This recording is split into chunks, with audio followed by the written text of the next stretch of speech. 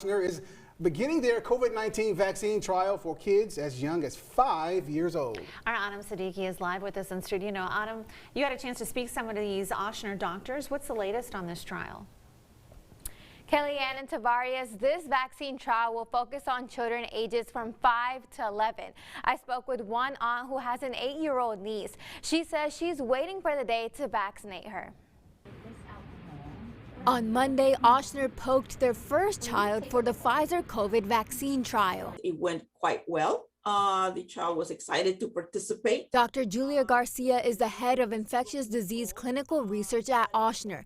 She says the children's trial will somewhat differ from the adult trials. The adults was 1-to-1, which means that 50% got the vaccine and 50% got placebo. This is a 2-to-1, which means that 66% will get the vaccine and only 25%. So it's a little bit different. The dose is not the same. The doses will be different. Absolutely. Nurse Nicole Thomas chose to vaccinate her 12-year-old daughter. That's it.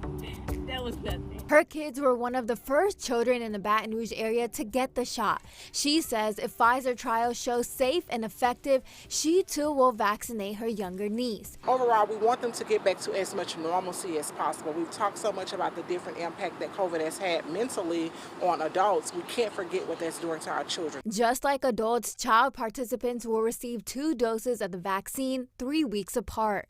Children are certainly approximately a third of our population.